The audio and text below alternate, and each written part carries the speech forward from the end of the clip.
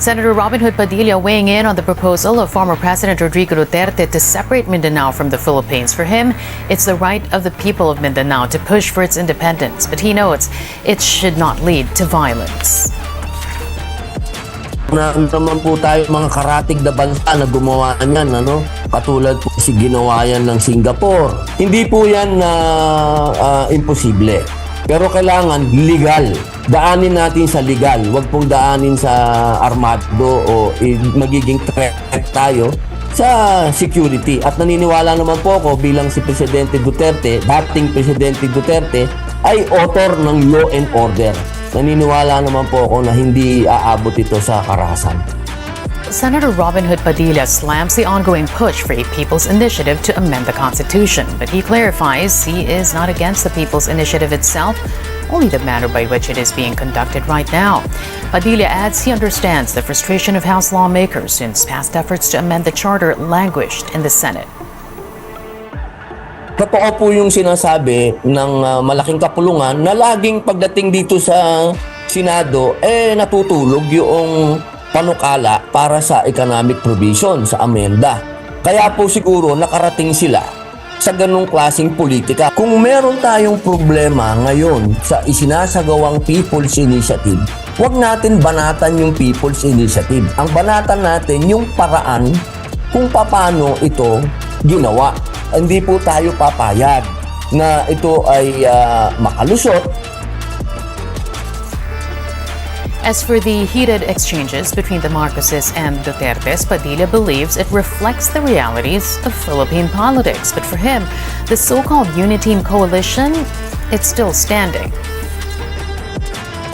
Hindi ko maintindihan ba't hindi na tayo nakaalis sa ganitong klaseng politika. Pareho namang napakaganda nung sinasabi ng dalawa.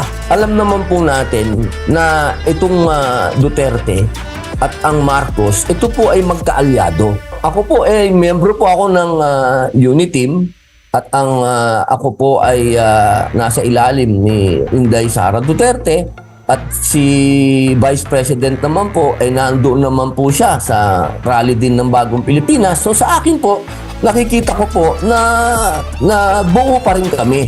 Nagkakaroon lamang po ng iba't ibang political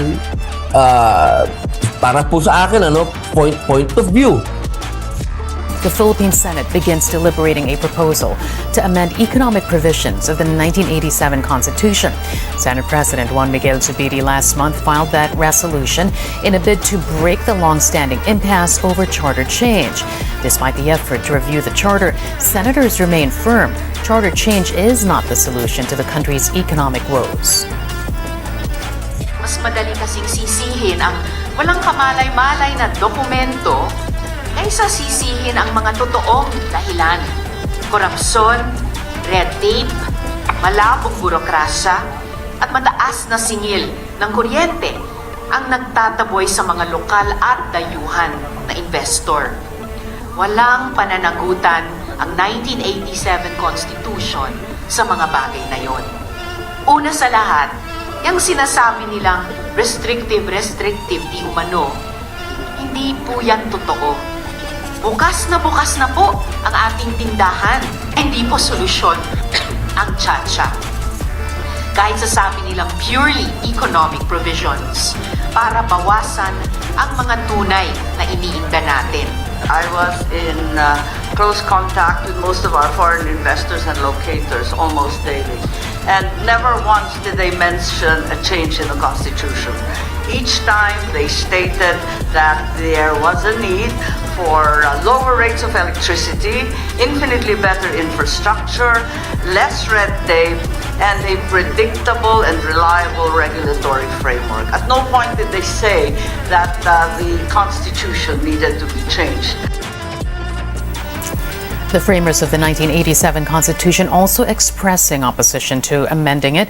Former Justice make that Chief Justice Hilario Davida Jr. asserts opening the country further to foreigners is an extremely dangerous move. There are no valid, serious, and compelling reasons to amend our 1987 Constitution. What our country and our people need today are not amendments to or revision of the Constitution, but the full implementation of its principles and state policies. In about 150 instances, our Constitution orders the state or Congress to implement them. By these solemn commands, Congress shall give highest priority to, the state shall, Congress shall, as provided by law. However, either intentionally and with evident bad faith, or incompetence, or neglect of duty on the part of our concerned government officials, the state or Congress have not fully and meaningfully complied with these constitutional commands and mandates. Hence, a vast majority of the provisions, especially on social justice, on economic development, on abolition of political dynasties, among many others, have remained unimplemented to the great prejudice of our people. In any case, it would be extremely dangerous, I repeat, extremely dangerous, if we leave to Congress the extent of the Filipino citizenship requirement therein. The day will not be far when public utilities and advertising industry will be under the control or even under the full ownership by aliens. Davao City Mayor Sebastian Duterte clarifies his reported apology after calling for the resignation of President Marcos. See, last week, Senator Amy Marcos told the media the mayor apologized to her following his remarks about her brother. But on Facebook, Duterte said, while he indeed said sorry, it was done out of pity.